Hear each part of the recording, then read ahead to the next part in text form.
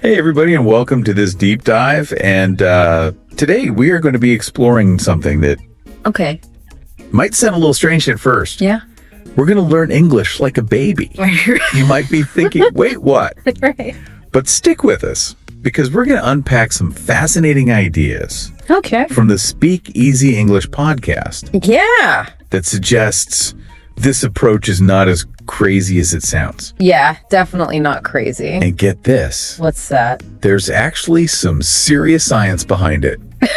That's right. It's amazing how effortlessly babies pick up their native language. Right. No textbooks, no grammar drills. Yeah. No late night study sessions. Right. They just soak it all up. Yeah. So what's their secret?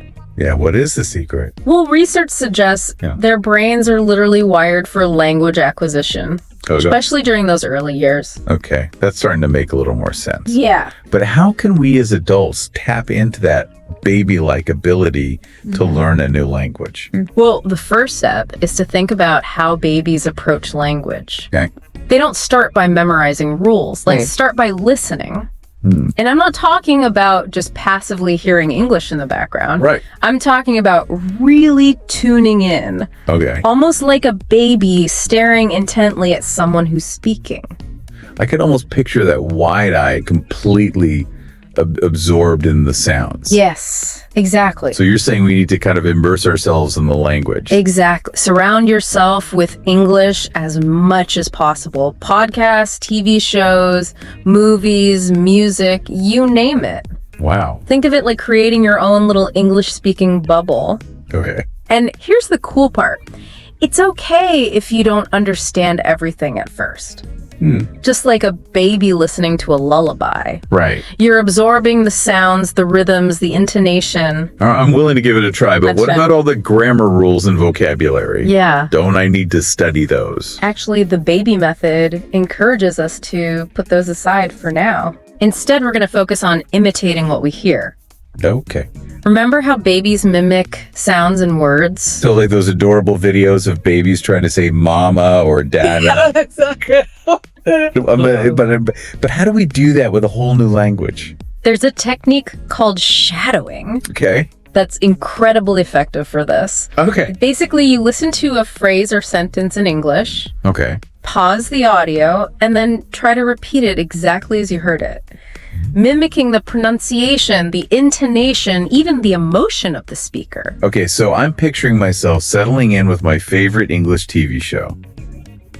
I hit pause after a character says something, and then I try my best to sound just like them. Yeah. That actually sounds kind of fun. It is, and it's more than just fun. Okay. Shadowing helps you internalize the sounds and rhythms of English in a natural way. Uh-huh. Plus, you're strengthening those neural pathways in your brain that are associated with language learning. It's like a workout for your language skills. Wow, I never thought about it that way. Uh-huh. So I'm listening, I'm mimicking what's next in this baby-inspired approach. Well, here's where it gets really interesting. Babies don't learn grammar from textbooks. Okay. They learn it through context. Think about it. They figure out what words mean by observing how they're used in different situations. Okay. And by connecting them to actions and objects around them. So instead of memorizing grammar rules, we need to focus on understanding how phrases are used in real-life conversations. That's it. Got it. For example, instead of trying to learn the individual words want and coffee, Okay. you'd learn the phrase, I want a coffee. Okay. It's about connecting language to real-world scenarios, making it practical and immediately applicable. You know, that makes so much sense. Yeah. It's like when you travel to a new country and start picking up phrases just by hearing them used in context. Exactly. You're already tapping into those natural, intuitive language learning skills. And here's another key element of the baby method that often trips up adult learners: What's that? embracing mistakes. Oh, I have a feeling you're not just talking about typos here. I'm talking about the freedom to speak, Okay. even if it's imperfect. Right. Even if you make a few blunders along the way. I see what you mean. It's like giving ourselves permission to be beginners again. Yeah. To experiment with the language without that fear of judgment. Precisely. Babies aren't afraid to babble and experiment with sounds, and neither should we be. Yeah. Remember, every mistake is an opportunity to learn and improve. Okay. So instead of seeing them as setbacks, let's view them as valuable feedback that highlights areas where we can focus our attention. All right. That takes a lot of pressure off. Good. So we've got listening, imitating, using context, and embracing mistakes. What other baby-inspired wisdom can we tap into? This one's pretty intuitive. Yeah. Let's talk about vocabulary. Okay. Think about the first words a baby learns. Okay. They're usually related to their immediate needs and the things they see and interact with every day. So instead of trying to learn a whole dictionary of words, we should prioritize the vocabulary that's most relevant to our daily lives. That's a huge relief, right? That's actually a huge relief. It is. Start with the words you'll actually use. Okay. Think about your daily routine, your interests, your hobbies. Do you love cooking? Focus on kitchen vocabulary. Okay. Are you a movie buff? Yeah. Build your vocabulary around film genres and reviews. I'm starting to see how this baby method really flips the script on traditional language learning. Yeah, It's so much more natural and less intimidating. it is. And we're just getting started. Oh, There are even more baby-inspired tricks we can borrow to boost our language skills. awesome. Yeah. You know, it's funny, when you talk about learning like a baby, it makes me think about how much we actually learned before we ever set foot in a classroom. That's a great point. Before formal schooling, before grammar rules and vocabulary lists, you were already a language expert in your own right. You understood complex concepts, you could communicate your needs and desires, and you were constantly expanding your vocabulary. It's true. I never really thought about it that way. We were all language geniuses as kids. But somewhere along the line, we lost that natural ability, or at least it feels that way. I wouldn't say we lost it. It's more like it got buried under layers of self-consciousness and overthinking. The good news is we can rediscover those instincts and use them to our advantage. So these baby-inspired methods are actually helping us reconnect with that innate capacity for language learning. That's pretty amazing when you think about it. It really is. And one of the most important things we can learn from babies is to approach language learning with a sense of playfulness and curiosity. They don't see it as a chore. They see it as a way to explore and understand the world around them. That's a great reminder. I think sometimes we get so caught up in the right way to learn that we forget to actually enjoy the process. Exactly. And that's where the real magic happens. When we let go of that fear of making mistakes and embrace the joy of discovery learning, becomes so much more effective. We're not just memorizing words, we're connecting with the language on a deeper level. Okay, I'm totally on board with this whole learning like a baby thing. But I have to ask, are there any potential downsides? I mean, it sounds almost too good to be true. That's a fair question. Like any approach, there are things to keep in mind. One is that babies learn at their own pace, which can be, well, a bit slow sometimes. So patience is definitely key. So we need to be realistic about our expectations and not get discouraged if we don't see results overnight. Right. It's a journey, not a sprint. Just like a baby learning to walk, there will be stumbles and falls along the way. But consistent effort and a positive attitude will pay off in the long run. You're right. It's all about celebrating those small victories along the way. Every new word learned, every successful conversation, every aha moment is a step in the right direction. Absolutely. And speaking of taking those first steps, let's talk about some practical ways you can start incorporating these baby-inspired techniques into your language learning routine. Okay, I'm ready for some action steps. What's the first thing I should focus on? Remember, we talked about creating an immersive environment. That's a great place to start. Surround yourself with English as much as possible. Podcasts, TV shows, movies, music, even just listening to English conversations in public. So basically, make English as unavoidable as possible. Exactly. And don't be afraid to start with simple materials. You don't need to jump into Shakespeare right away. Children's shows, animated movies, even songs with catchy lyrics. These are all great starting points. I was actually thinking about watching some cartoons with my niece the other day. Now I have an excuse to brush up on my English at the same time. There you go. And here's another tip. Don't just passively listen. Actively engage with the language. Repeat phrases out loud. Try shadowing the speakers and use the new words and phrases you learn in real conversations, even if it's just talking to yourself. So it's about taking all that input and turning it into output. That makes a lot of sense. Right. And when it comes to vocabulary, remember to focus on the words that are most relevant to your life and interests. Think about the things you talk about in your native language and start building your English vocabulary around those topics. So if I love cooking, I could start by learning the English names for different ingredients and cooking techniques. Exactly. Or if you're a sports fan, you could focus on learning vocabulary related to your favorite sport. The key is to make it personal and relevant to you. This is all so helpful. It feels like a whole new world of language learning has opened up. That's what we're hoping for. Remember, you have an incredible capacity for language learning within you. It's simply a matter of tapping into those natural abilities and letting go of any limiting beliefs. Okay, I'm feeling inspired and ready to embrace my inner language genius. Any final words of wisdom before we move on? Just this. Remember to enjoy the process.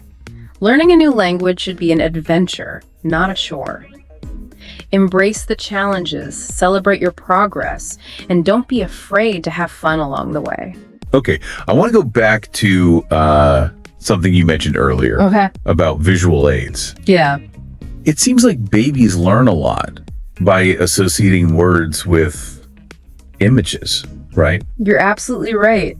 Think about those classic picture books where you point to a dog and say dog, or a cat and say cat. Yeah. Babies are constantly making those visual connections. It's like their brains are soaking up language and images at the same time. So how can we as adults use that to our advantage? Well, you can actually create a similar learning environment right in your own home. Okay. Remember how we talked about immersing yourself in the language? Yeah. You can take that a step further by labeling objects around your house in English. I'm picturing myself putting sticky notes on everything: table, chair, refrigerator. It sounds a little silly, but I'm willing to try anything. It might feel silly at first, but it's surprisingly effective. Okay. Every time you see that label, you're reinforcing the connection between the object and its English name. And it's a constant reminder to think in English, even in your own home. That's a great idea. Yeah. It's like turning my house into a giant English vocabulary builder. Exactly. What other ways can we tap into this idea of real-world immersion? Well, think about the things you enjoy doing in your everyday life. Right. Your hobbies, your interests. Yeah. Could you start doing some of them in English? Okay, I see what you mean.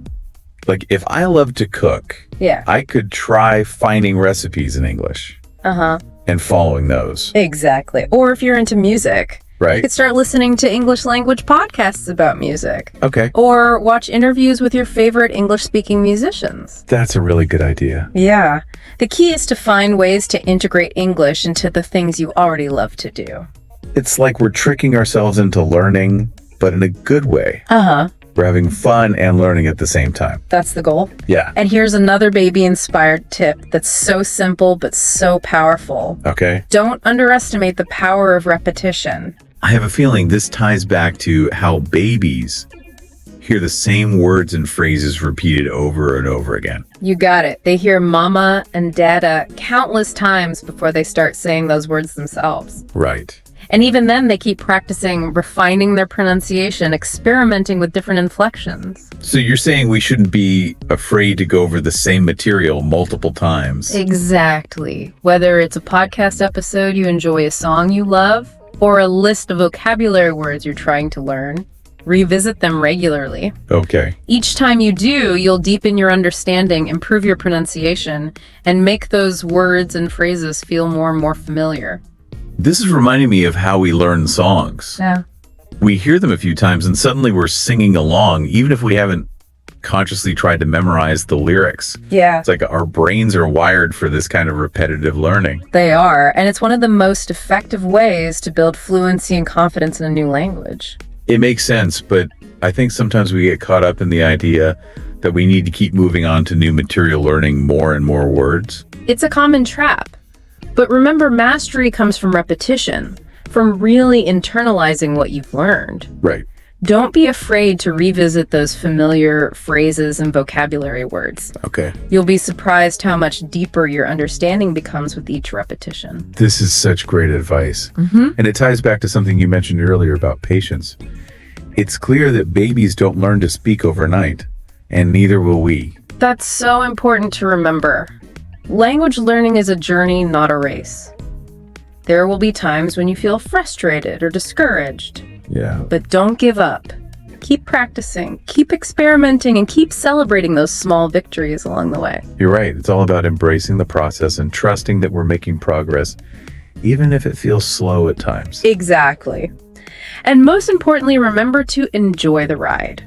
Learning a new language should be a fun and enriching experience, not a chore. Well, this deep dive has been truly eye-opening. Who knew we could learn so much from observing how babies acquire language? It's amazing, isn't it? They're like little language learning gurus showing us the way. We've covered so many valuable insights: listening, imitating, embracing mistakes, using context, the power of visuals, the importance of repetition and patience. It's a lot. It feels like we've been given a whole new toolkit for language learning. And most importantly, I hope we've helped you rediscover the joy of learning and the incredible potential that lies within each of us to master a new language. To all our listeners out there, I encourage you to embrace your inner child. Tap into those natural learning instincts and watch your language skills soar. Thanks for joining us on this deep dive into the fascinating world of language learning. Until next time, happy learning.